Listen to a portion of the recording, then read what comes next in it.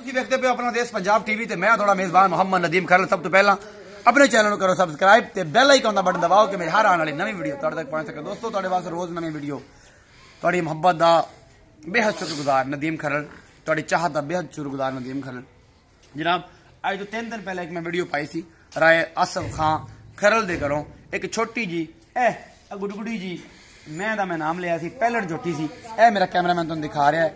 ये जनाब 1,78,000 रुपए की फाइनल है। डाले वाला आ गया है। यह सारा कुछ अजे सोन नूं तैयार है। डाले वाला आ गया है बिल्कुल जो बग्गी गल वाली बग्गियां आनियां वाली निक्के निक्के सिंगां वाली मैं दसी सी।